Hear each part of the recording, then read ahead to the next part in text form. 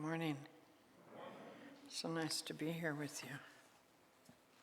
A few too many things. Let me just make a little room. I'm really grateful to be invited to be with you today, and Reverend Mary was scheduled to speak. There we go, maybe not. And she's home recovering from a flu, a cold. And so I want to just take a moment to send our loving, heart-opening thoughts to her today. So let's just do that. You know, the prayer was so beautiful. The reading so profound. Let's embody all of that and send it to Reverend Mary.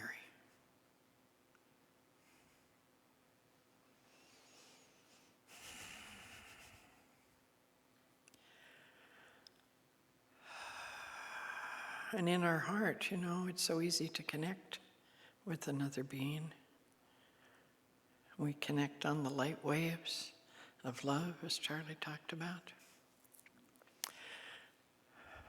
As I was arriving on my way here today, I saw something and I had the thought that while we're at it, while we're sending the love that's so easy to send to Reverend Mary because we know her and we support her and we believe in her, how about it if we send that same love to the person I saw this morning wrapped in plastic under a tree, also on their own journey? If it's true, what Charlie spoke to in the prayer, which I believe we mostly believe, that we're all divine beings on our way, I notice in myself that it's often so much easier to know that and feel that with the people in my circle, the people I feel safe and close to, the people that it's easy to love. But the topic today is change is birth. And the reading spoke to the necessity of using everything that comes to us as an opportunity for a new birth. To use every change, every shift in awareness, or every awakened moment, as the reading spoke to, every opening that life gives us, to ask ourselves, am I able to love it all? Am I able to see it all? Am I able to be it all? Am I able to be that which I'm born to be, even there, under the tree? Or with an enemy? Or someone who's resisting or judging me or you? Am I able to be that? That's what I thought about as I was driving here today. So, change is birth is the topic, and birth is change is also true. They go like this constantly. So today it's just an appetizer that I'm bringing you to look at what's our relationship to change. And if there's time, I brought a bunch of really wonderful quotes from 90-year-olds about the wisdom that they have about that as they're moving towards this next big change that we can't really know what's on the other side of. But if you've ever witnessed it, you know there's something else there. You know, you feel the call of it. You see the light of it start showing up in people as they're making their way into that change. And then there's the birth of a baby. And we feel that same profound energy when the birth time is coming. Women are so glowing when they're pregnant, right? There's just a radiance about them. It's so beautiful. And I've witnessed that same radiance on the other side of life, towards the end of it. So I just invite you to contemplate today and this week your relationship to change. This is really hot. Your relationship to change and what this Christmas season really means to you. Because, we all have different faith traditions coming here. Some of us were Catholic, some of us weren't anything religious, some of us are Jews. We have all of our history that we bring to this moment. And in New Thought, we welcome them all. May it be so that we welcome them all, whether they find their way here or not. Let's welcome them all in our heart. What is the meaning of this time, this story? The ancient traditions throughout time have a thread of a same story about the birth of the prince, the birth of the light, the birth of the new. And in so many of the stories, the threads are the same. The star, the jubilation, the welcoming, the readiness to receive this Prince of Peace, or this birth of newness.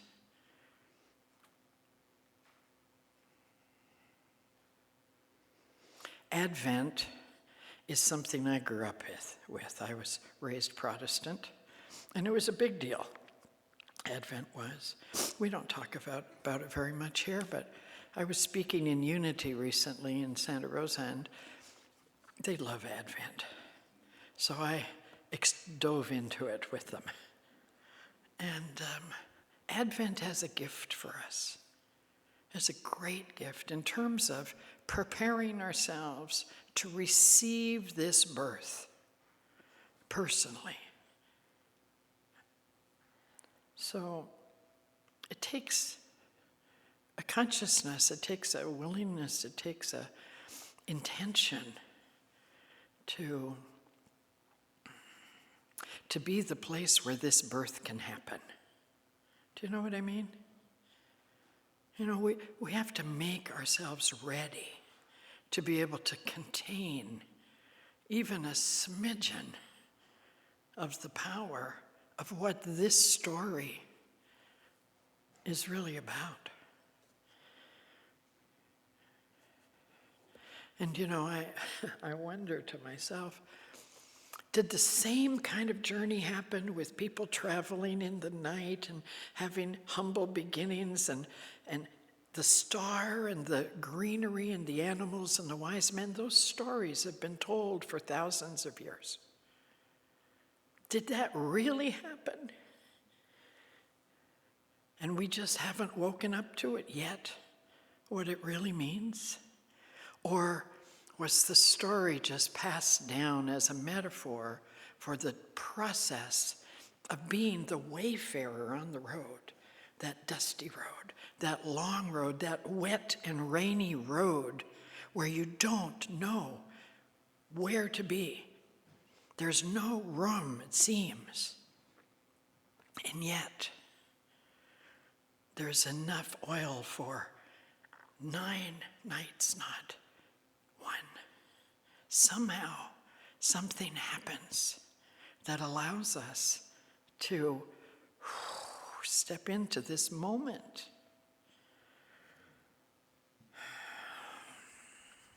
So that's what today is about for me. I'm just kind of filled with those things.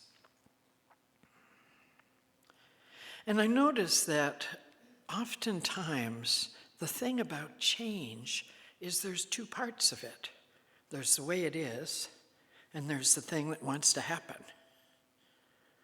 Or something magnificent happens, but it invites you to look at it from the other side. So it's almost like just the way we've got it set up in our minds, maybe. It's almost like to see one side invites us to see the other. When you think, in this world of duality, when you think birth, you think death. When you think peace, you think war.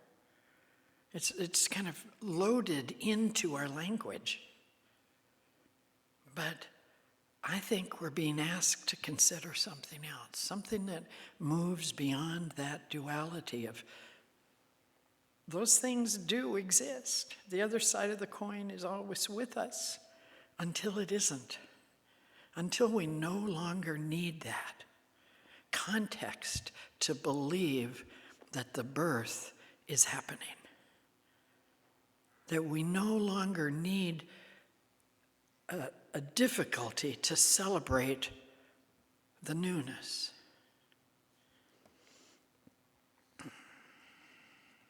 In New Thought, we are taught that within the tragedy, within the disappointment, within the challenge, there is a gift of great price.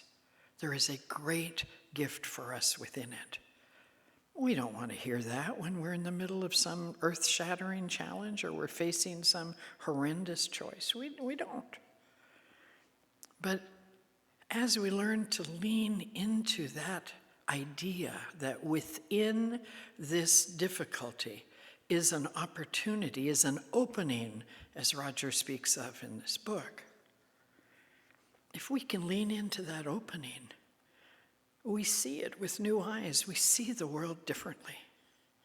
And so when we see someone on the side of the road wrapped in plastic to try to stay dry, we could choose not pity, not judgment, but to love.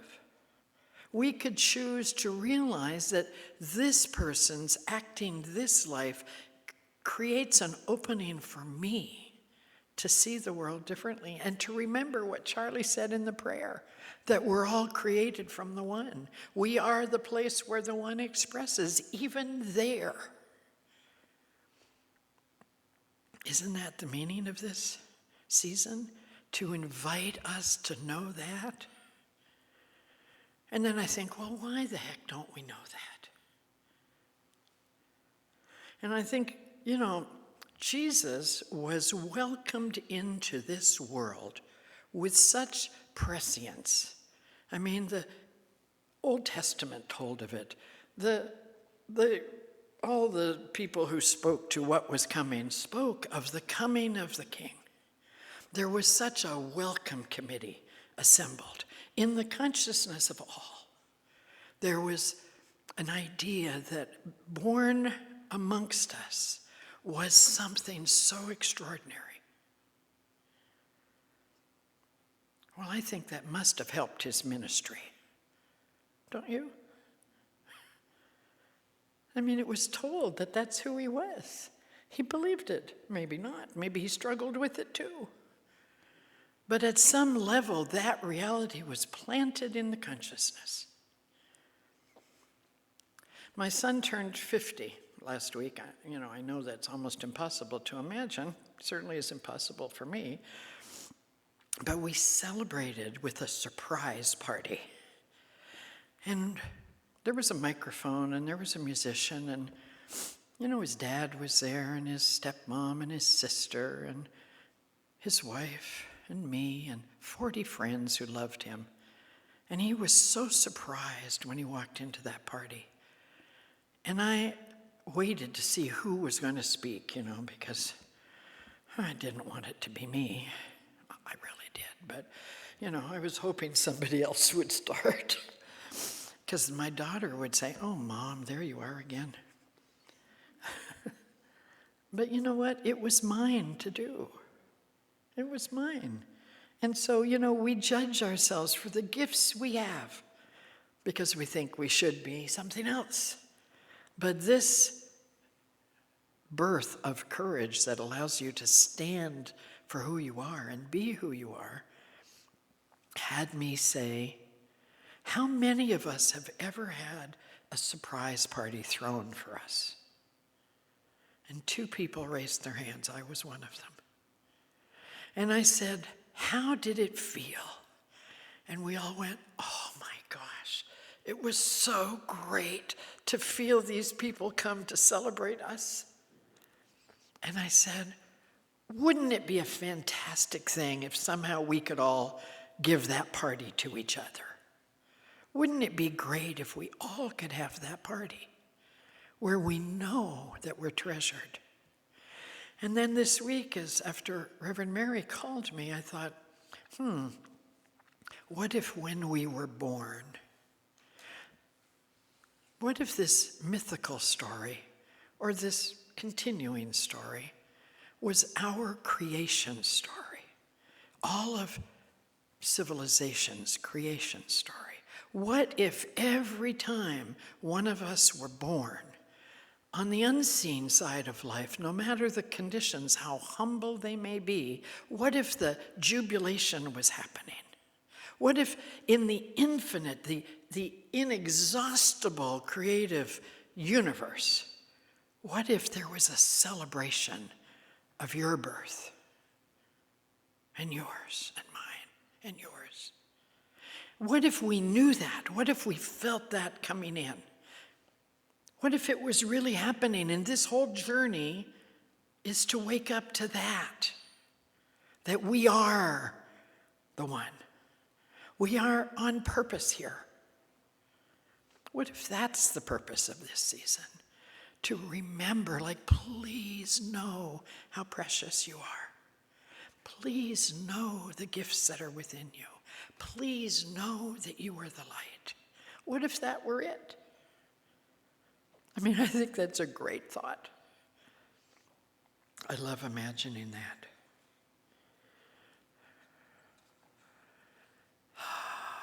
There's 1,000 things I would love to share with you today.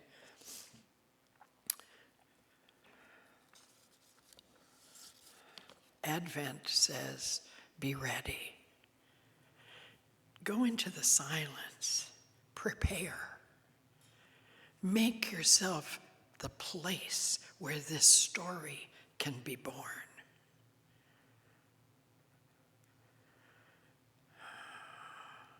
If there's any bah humbugs about today in you or in me, no, of course not. But, I used to let myself get really irritated by all the jubilation of the children. It was so noisy, and they just didn't let us eat breakfast first, and it was, And then I realized that the whole purpose of the whole thing is joy. Joy to the world. Joy, wake up to the joy. And use everything as an opening. Use anything you can pick up with a handle and claim it. Any change that's coming down the pike, look at it differently. And imagine that it's here for you to awake to the creation of you, to the light of you, the love of you. And when we learn to do that, this moment and any moment becomes our creation story.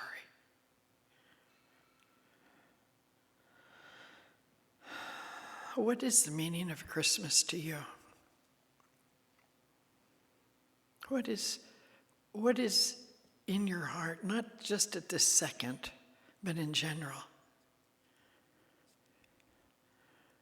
And is it possible that there's some kind of shift that wants to happen in your mind or in your heart so you can hold it as a call to joy, a call to kindness, a call to compassion? Have you had moments of joy in your life that are just inexplicable? Do you know that feeling of joy?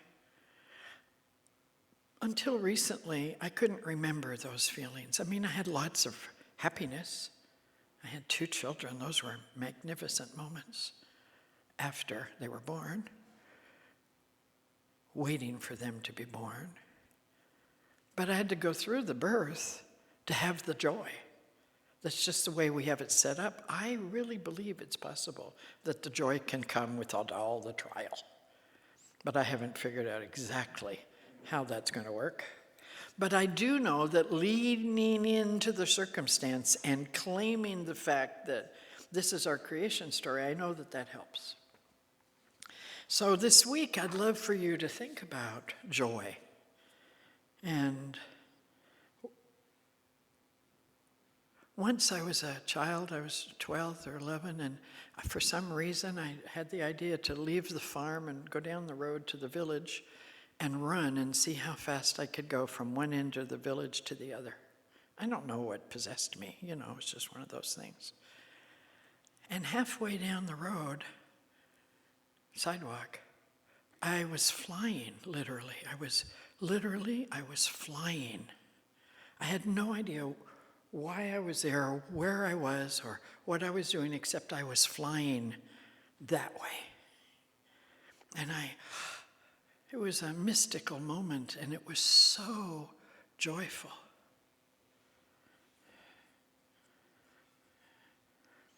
So that brings me back to what's the joy for me today, and to ask you, what's the joy for you?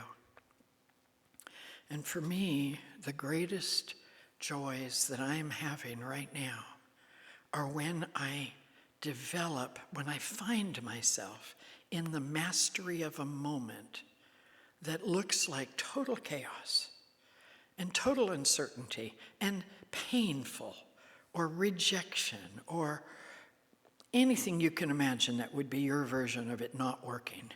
And I just came through one of those. It's been about 2 months. And when I found myself in the heat of the fire of that situation, and I was able to see it as the answer to my prayer, which it really is, if I could just be peaceful enough and not react, I could see that situation that was so unpleasant carried such a gift for me. And as I found myself stepping into that gift, I was filled with joy. I was filled with possibility and light. And so I ask you, what is the change that's trying to get your attention? What is the birth that you can feel yourself being called to? Another moment of joy may be a little hard to understand. It was hard for my siblings, really, to understand this moment for me. But it was when my mother was dying, and my siblings and I were her hospice nurses. As a minister, we often have the greatest joy is to be with someone in this change. And my mother wasn't a spiritual person. She wasn't an emotive person.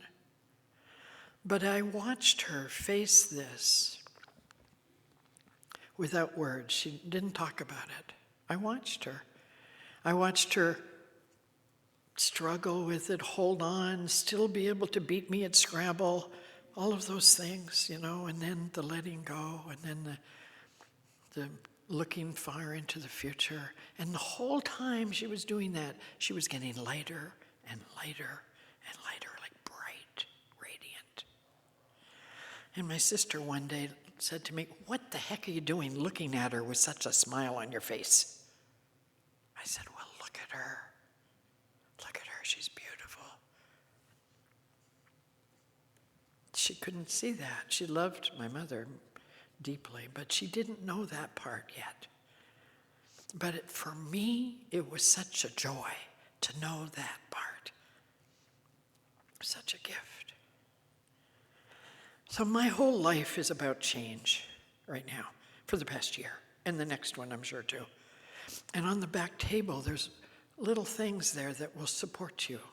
There's a picture of change and an image about peace, and there's a little line that connects the two. And I want you to know that how we relate to change allows us to find peace, which brings us to the experience of living a joyful life. And if that little piece of paper isn't enough to get you to start thinking this way, there's a flyer on the back table, and Reverend Bonnie and Andy Anderson and I are doing a retreat. The end of January, we're doing it in Ashland, and the end of March, we're doing it here. And it's all about how do we make these changes with love? How do we see these things in ourselves and see the joy in them? How do we look on the side of the road and find what is the correct response so that we welcome the beings all around us? We give them that birth welcome. How do we do that in our heart with everyone we see? I think that's our job.